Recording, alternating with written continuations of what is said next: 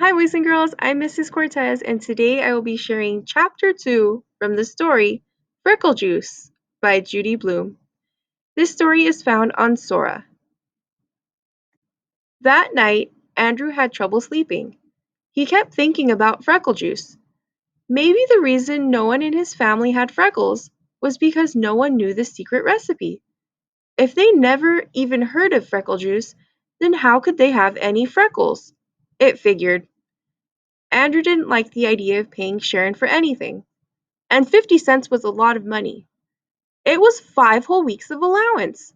But he decided that if Sharon's recipe didn't work, he'd ask for his money back. It was that easy. The next morning, Andrew turned the combination of his safe bank to just the right numbers. 4 on top and 0 on the bottom. He took out 5 dimes. He wrapped them in a tissue and stuffed the whole thing in his pocket. He didn't have time to wash his ears or neck or anything. He wanted to see Sharon before the last bell rang. "Bye, Mom," Andrew called. "Andrew Marcus, wait a minute." His mother hurried over to him. She almost tripped on her long bathrobe. The curlers in her hair scratched Andrew's face as she checked his ears and neck. "Please, Mom, can't we skip it just this once?" Andrew begged. Mrs. Marcus stepped away from Andrew. She pointed a finger at him. "Okay," she said. "I'll let you go this time, but tomorrow I'm looking again. And Andrew, zip up your pants." Andrew looked down. Zippers were a pain. "This afternoon when you come home, I'll be next door. Mrs. Burrows invited me over to play cards. You come get the key from me, okay?" "Sure, Mom. Okay." Andrew raced to school. He could hardly wait to see the secret recipe. First, he'd look at it, and if it didn't seem any good, he just wouldn't pay. Sharon was already at her desk when Andrew arrived. He went right over to her. "Did you bring it?" he asked. "Bring what?" Sharon opened her eyes real wide. "You know what? The secret recipe for freckle juice." "Oh, that! I have it right here." Sharon patted her pocket. "Well, let's see it." "Do you have the 50 cents?" Sharon asked. "Sure, right here." Andrew patted his pocket. "I'm not going to show it to you until you pay," Sharon said. Andrew shook his head.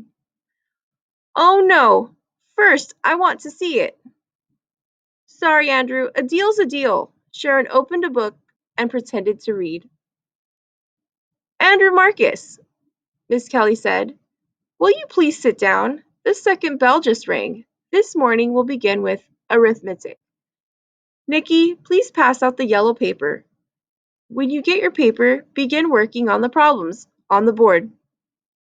Andrew went to his seat. Then he took the tissue with the 5 dimes out of his pocket. He held it near the floor and aimed it toward Sharon. She sat in the next row. Sharon stuck out her foot and stepped on the tissue. Then she slid it over until she could reach it with her hand. She bent down and picked it up. Miss Kelly didn't notice. Sharon counted the 5 dimes. Then she took a piece of folded up white paper out of her pocket and threw it to Andrew. It landed in the middle of the aisle. Andrew leaned way over to pick it up, but he lost his balance and fell off his chair. Everybody laughed, except Andrew and Miss Kelly.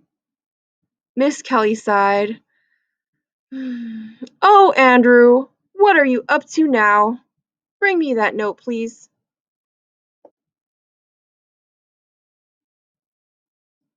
Andrew picked up the secret recipe. He didn't even have a chance to see it. It wasn't fair. It cost him 50 cents for nothing. He handed it to Miss Kelly. She read it. Then she looked up at him. "Andrew, you may have this back at 3 o'clock." She put it in her desk. "I don't want this to happen again. Do you understand?" "Yes, Miss Kelly," Andrew mumbled. "Good. Now let's get that arithmetic done." Miss Kelly wasn't bad, Andrew decided. She could have ripped up the recipe, or sent him to the principal's office, or even made him stand outside in the hall by himself. Andrew could hardly wait for 3 o'clock to come. He didn't bother counting Nicky Lane's freckles. Soon he'd have his own. When the second bell finally rang and the class marched down the hall, Andrew went up to Miss Kelly. She held the piece of white paper and waved it to him. "Here's your note, Andrew. I have the feeling it's important to you, but from now on you must pay attention in class." Andrew took the recipe from Miss Kelly. "After tomorrow I won't have any trouble paying attention," he promised. "Just you wait, Miss Kelly. I won't have any trouble at all." Thank you, boys and girls. That was chapter 2 from Freckle Juice.